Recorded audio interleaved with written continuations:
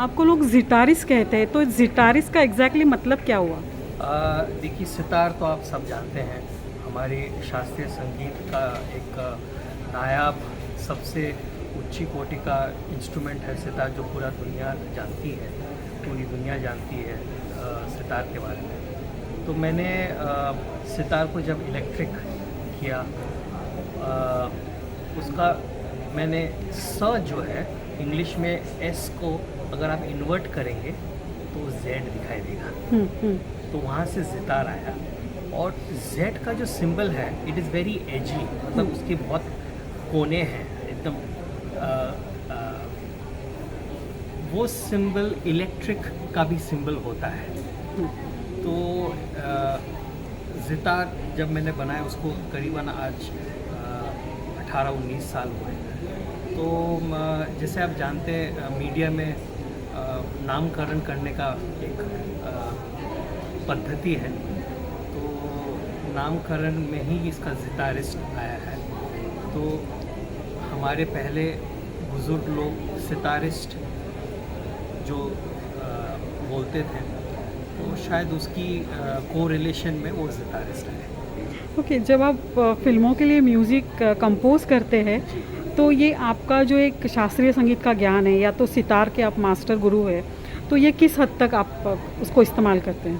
बहुत ज़्यादा उसका क्या बोलते हैं आप, एक तरीके से जब आप कोई भी संगीत सीखते हैं तो आपको मेलोडी या धुन बनाने का एक वो एक्सपर्टीज़ तो नहीं बोल सकते, लेकिन वो प्रयास चलता रहता है।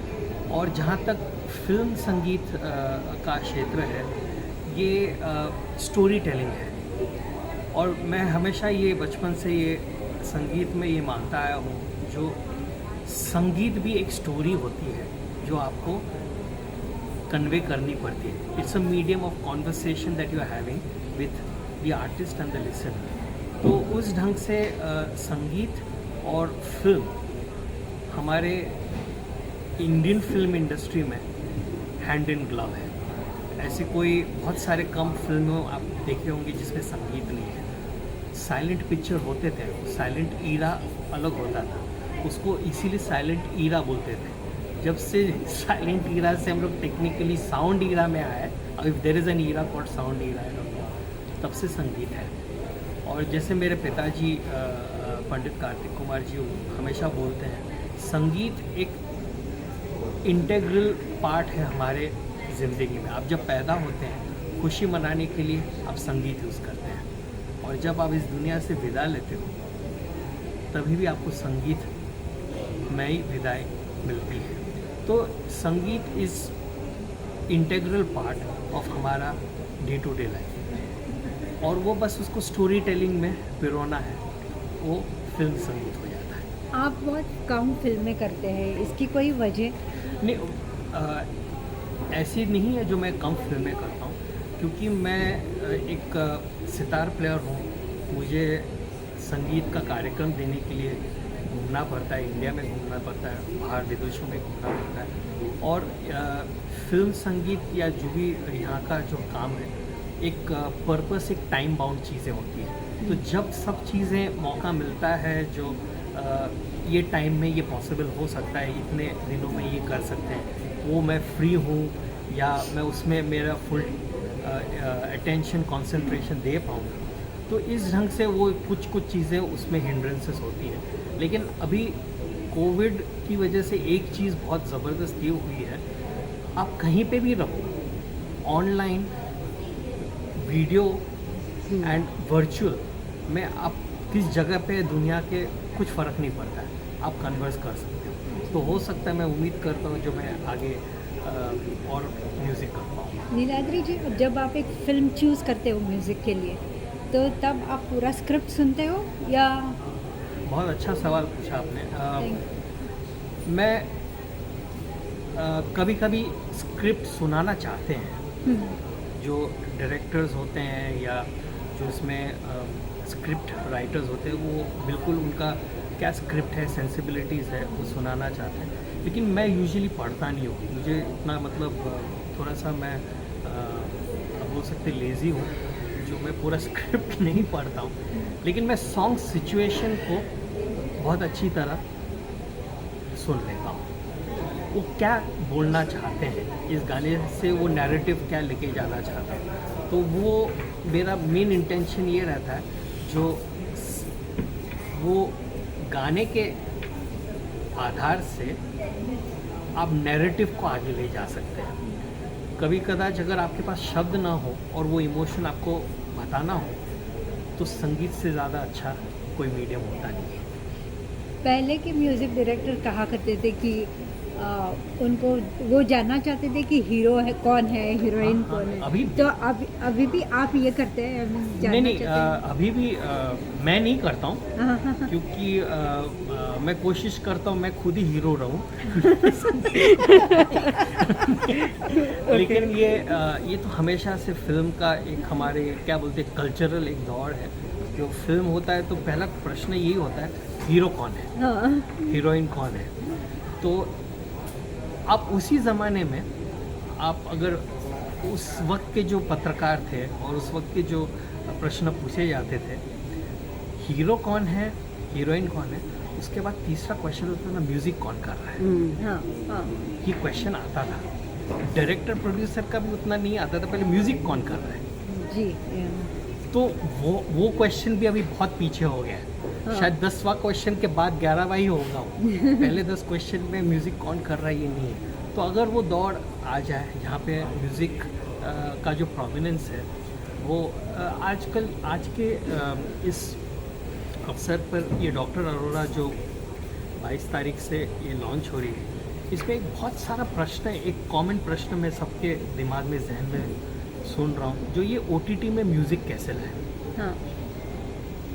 मेरे को ये उनसे प्रश्न है OTT में म्यूज़िक क्यों नहीं लाए, ये क्यों नहीं प्रश्न पूछ रहे। ये प्रश्न उल्टा होना चाहिए। आप OTT में इसके पहले म्यूज़िक क्यों नहीं लाए, क्योंकि हमारे फिल्म में तो म्यूज़िक के बिना फिल्म हुआ ही नहीं है।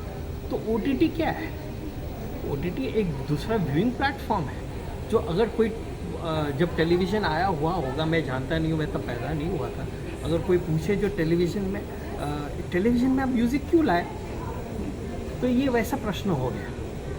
तो ये तो बहुत नेचुरल था, जो ये OTT हो, फिल्म हो, टेलीविज़न हो, म्यूज़िक के बिना आप अभी तक कैसे चल रहे थे, ये प्रश्न होना चाहिए मेरे हिसाब से। तो उसका आंसर इम्तियाज़ सर ने आज इतनी बेखूब, मतलब इतने बेहतरीन उन्होंने कहा, जो मैं जब लिखता भी हूँ मेरे लिए म्यूज़िक, मैं एज अ राइटर भी मैं सोचता हूँ मेरे लिए वो म्यूज़िक हेल्प करता है। तो इसीलिए उनके आप क्रिएशंस को देखिए, सबसे हट के होंगे। आपके और इम्तियाज़ जी ने काफ़ी फिल्में की है, तो आपका इक्वेशन कैसा है, he as a director, you as a composer? मैं इम्तियाज़ सर के साथ इसके पहले एक ही पिक्चर किया, वो लैला मजनू। साजिद भाई डायरेक्टर थे, साजिद अली उनके छोटे भाई। और मेरा इम्प्रेशन जो मैंने पहले भी कहा, जो ऐसे लोगों के साथ, ऐसे क्रिएटिव लोगों के साथ जब आप काम करते हो, आपको बहुत सीखने को मिलता है खुद को। तो आप जो कर सकते हो वो तो आप करते ही हो, उसकी जिसकी वजह से आपको बुलाया जाता है, लेकिन आपको खुद as an artist, as a human being बहुत सीखने को मिलता है। और मुझे वो महसूस होता है जो इम्तियाज़ सर के साथ मेरे को वो चीज़ मिलती है, जो मैं दूसरों के साथ मैं बांट सकता हूँ बाद में। तो मुझे यहाँ से मिलता है और मैं कहीं और दे सकता हूँ। पंडित जी, इस सिंगल्स जो एल्बम निकलते हैं उनका दौर फिर आपने से देखिए शुरू- मेरे को पंडित जी कहा, ये नहीं, सॉरी नहीं, ये एक ज़माना था पंडित जी नहीं बोलने से बुरा मान जाते थे। मैं आपको उस ज़माने में ले जाना चाह रहा हूँ, पंडित जी बोलने से मैं बुरा मान जाऊँगा। क्यों क्यों ऐसे, इसके पीछे की कहानी क्या है? इसके पीछे की कहानी बहुत सिंपल है। ये पंडित जो प्रीफिक्स है, ये कोई संस्था नहीं देती है, कोई गवर्नमेंट ऑर्गेनाइजेशन या बॉडी नहीं है जो ये प्रीफिक्स आपको दिया जाता है। जैसे हमारे जो बुज़ुर्ग होते हैं, हमारे माँ बाप को हम लोग अपने उनके नाम से नहीं पुकारते हैं। हमारे बड़े बुजुर्ग ही हमारी संस्कृति है जो हम उनका पहले नाम से नहीं पुकारते। तो हमारा हिंदुस्तान की ये जो संस्कृति है, इसमें कला को पूजते हैं, कलाकारों को ऑलमोस्ट भगवान की तरह से उनको रिस्पेक्ट और प्यार किया जाता है। सिर्फ मंदिर नहीं बनाया है, बाकी वो सब चीज़ करते हैं। अब गुरु पूर्णिमा अभी कुछ दिन पहले ही हो चुकी है, हार पहनाने से लेके फल देने से लेके प्रसाद से लेके सब वो भगवान जैसे ही ट्रीट हुआ। तो उनका नाम हम लोग नाम नहीं लेते थे, इसीलिए वो कैसे एड्रेस करेंगे। तो ये उस वक्त की डायलेमा थी जो Pandit ji was a mark of respect. Okay. फिर एक दौर आया जो मार्क ऑफ रिस्पेक्ट था, वो लोगों ने अपने नाम से अपने आप लगाना शुरू किया। जो मेरे को पंडित आप लगाओगे तो शायद मेरे को दूसरों से रिस्पेक्ट मिलेगा। अच्छा। ये भी एक दौर है जो हाँ ये इनका नाम है, इन्होंने पंडित लगाया तो मैं भी लगाने से मेरा भी नाम, तो ये बहुत गलत हुआ और ये नहीं होना चाहिए। तो मेरे हिसाब से मैं अपने आप को जितनी भी उम्र बढ़ जाए, मैं चाहता हूँ मेरा संगीत जवान रहे। वाओ। मैं चाहता हूँ मेरा मन जवान रहे जो मैं सीख पाऊँ, इसलिए आप मेरे को पंडित बोल के आपसे दूर मत कर। अच्छा, Coming back to question. मेरा क्वेश्चन है ये है कि आजकल सिंगल्स का दौर वापस शुरू हुआ है, कभी देखेंगे आपको सिंगल्स करते हुए? आपको इच्छा है? बिल्कुल बिल्कुल। देखिए सिंगल्स का जो दौर है, मैं आपको थोड़ा सा रिवाइंड करता हूँ। जब नया नया LP रिकॉर्ड्स वाइनल आए थे जी। जो ग्रामोफोन, आपको याद होगा एक छोटा ग्रामोफोन होता था जिसको हम लोग EP बोलते थे, एक्सटेंडेड प्ले करके EP। उसमें कलाकार लोग 5.5-6 मिनट में पूरा गाना, पूरा कॉन्सर्ट, वो 5.5-6 मिनट का ही टाइम रहता था। वो एक ही सिंगल निकलता था तब। सिर्फ उसका एक एडवांटेज था, आप इस तरफ भी कर सकते, दूसरे साइड भी एक कर सकते हो। तो 2 सिंगल, लिटरली 2 सिंगल का वो दौर था। Somewhere we live our traditions and same thing comes back, form change हो जाता है, वही चीज़ वापस आया। देखिए अभी सब सिंगल्स, मतलब आपको वो 4-5-6 मिनट के अंदर, 5 मिनट के अंदर वो आप रिलीज़ करते हो। उसका वीडियो के साथ करते हो या तामझाम के साथ करते हो, जो वो है। लेकिन ये चीज़ बहुत पहले भी हो चुका है, सिर्फ उसका जो क्या बोलते हैं सराउंडिंग चेंज हो गया और मीडियम कंजम्पशन का मीडियम चेंज हो गया, बाकी वही है। तो सिंगल्स बिल्कुल मैं क्लासिकल सिंगल्स तो मैं रिलीज़ करता ही हूँ। ये लॉकडाउन ने बहुत कुछ सिखा गया, जो पूरा एल्बम करते करते अगर 1-1.5-2 साल चला जाए, उससे अच्छा है आप एक सिंगल करिए, आपको लग रहा है खुशी मिल रही है, ये रिलीज़ कर दीजिए। उसका कारण और एक भी हो सकता है, ये लाइटर वेन में मैं कह रहा हूँ, हो सकता है 1.5 साल के बाद वो सिंगल आपको मज़ा नहीं आए, तो बोला अरे नहीं, कभी रिलीज़ ही नहीं हुआ। इसके पहले before you grow out of it, you take it out. Social platform आजकल बहुत बड़ा हो गया है, जी, बिल्कुल। इंस्टाग्राम या बिल्कुल। व्हाट्सएप और बिल्कुल। ट्विटर वगैरह, कभी आप दिखते हैं सोशल प्लेटफॉर्म पे? मैं आप हूँ। कितना एक्टिव हो? मैं बहुत मैं बोलना चाहिए क्योंकि ये आजकल कहना चाहिए, मैं बहुत एक्टिव हूँ। मैं एक्चुअली बिल्कुल एक्टिव नहीं हूँ, लेकिन मैं बहुत दिखता हूँ। मैं बिल्कुल एक्टिव हूँ, मैं इंस्टाग्राम पे हूँ और ट्विटर थोड़ा बहुत है, फेसबुक, इंस्टाग्राम बिल्कुल। आप मेरे को वहाँ काफ़ी चीज़ें मैं वहाँ पोस्ट करता रहता हूँ। और एक मैं सोशल मीडियम जो है ना, उसको थोड़ा डिरोगेटरी तरीके से काफ़ी लोग देखते हैं। मैं उसका थोड़ा ऑपोजिट साइड से मैं उसको देखता हूँ। ये एक्चुअली एटम बॉम्ब जैसा है। एक टाइम पे आपकी आवाज़ सुनाई दे, आप 5 जन को सुनाने के लिए आप भोंकू लाते थे। आज आपके हाथ में एक ऐसा डिवाइस आ गया है जो आप पूरी दुनिया से उससे आपका सेंटिमेंट कन्वे कर सकते हो। इसमें 2 पॉइंट है, अभी आपका सेंटिमेंट कन्वे करने लायक है या आप सेंटिमेंट कन्वे करने लायक नहीं है, वो डिसाइड आपको करना है, लेकिन आप कर सकते हो। तो अगर सही सेंटिमेंट, सही मायने में जो संगीत के बारे में मैं बोलूँ, जो सुर में है, जो ताल में है, वो आप पूरी दुनिया तक पहुंचा सकते हो। जी, आजकल एक बहुत फेमस क्लासिकल सिंगर है राहुल देशपांडे। हाँ हाँ, तो उन्होंने हाल ही में उनके दादाजी पे जो अभी पिक्चर बनाई है, मी वसंतराव, मी वसंतराव, बहुत उसकी तारीफ है और राहुल भाई को मैं पर्सनली मैंने उनको कॉन्ग्रेचुलेट तो किया है। हम लोग तो सिंगल्स की बात करते, सिंगल्स रिलीज़ करते, एक पिक्चर, एक फुल फीचर फिल्म लेंथ अपने लाइफ स्टोरी पे, किसी की लाइफ स्टोरी पे उसको बनाना और जिस ढंग से उन्होंने उसको निभाया है, I mean it is once in a lifetime kind of job. जी, वो बहुत गाने सोशल मीडिया पे डालते हाँ, रहते हैं। हाँ। कभी आप दिखाई देंगे ऐसे कुछ नया करना, एक्सपेरिमेंट करना? हाँ, जैसे मैंने इसका जवाब आपको पहले दिया, मैं सोशल मीडिया में हूँ और नहीं भी हूँ तो मैं उतना तो नहीं कर पाऊँगा। मैं जितना जैसे आपको कहा, अगर मेरे को लगता है जो जैसे ये गाना मेहरा है, ये मैंने पहले सोशल मीडिया में लॉकडाउन में 1 मिनट का एक धुन बनाया था। ओह, मेरे को लगा ये गाना बनना चाहिए, तो उसको लग गए 2 साल, जाके आज वो गाना बना और आवाज़ भी मेरे को ऊपर वाले की कृपा से वो Arijit had agreed to sing और उसने गाया। और आप देख सकते हो जो उसका इमोशन क्या है। ये मैंने सितार में बजाया था, तो वो समझिए कुछ लोगों तक ऑलरेडी पहुंचा था, लेकिन अभी इस गाने के माध्यम से, आपके माध्यम से ये और लोगों तक पहुंचे, तो ये सोशल मीडिया हेल्प करता है उसमें। डॉक्टर अरोड़ा के बाद में आप क्या कर रहे हैं? गुप्त रोग जो है वो गुप्त ही रहना चाहिए। गुप्त रोग उन्होंने अभी OTT करके सबको प्रचार कर रहे हैं, जो बाहर बोलिए आप बाहर बोलिए। नहीं भैया, मैं तो बता रहा हूँ कुछ चीज़ें गुप्त होनी चाहिए और वो डॉक्टर साहब से ही बात करनी चाहिए। डॉक्टर के बारे में आप डॉक्टर साहब से बात करिए। नीलाद्री जी, आपके पिताजी इतने बड़े कलाकार हैं, कभी उन पे कुछ करना चाहेंगे आप कि कुछ बुक वगैरह, किताब लिखना या ऑटोग्राफ? आपने मेरी मन की बात, आपने पता नहीं आपने कैसे, ये मैं आपको प्रणाम करता हूँ।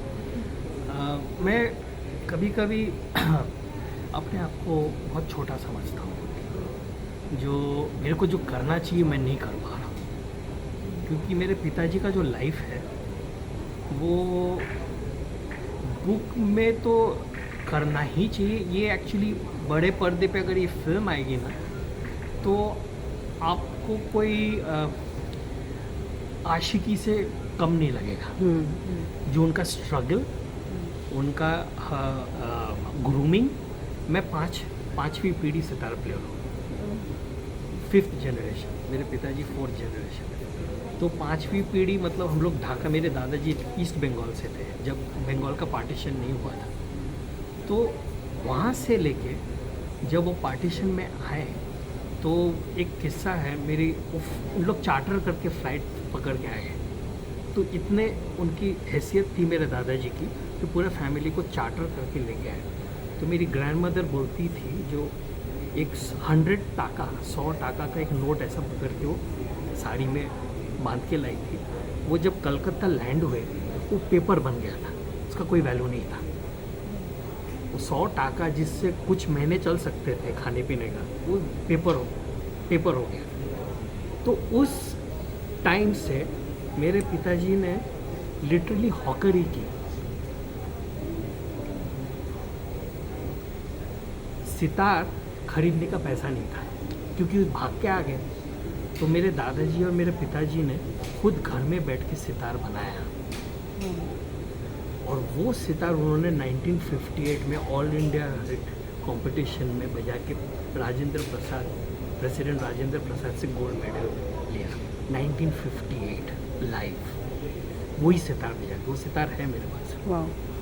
वहाँ से वो लाइफ शुरू हुआ, और फिर पंडित रविशंकर जी और बीटल्स और ये और वो, ये जो जर्नी है, मतलब बहुत सारे कलाकार का ऐसा जर्नी नहीं है, ये कहनी चाहिए। लेकिन मैं शायद अपने आप को थोड़ा, I am not fit enough, जो ये कोई करे तो मैं तो फुल साथ दूँ।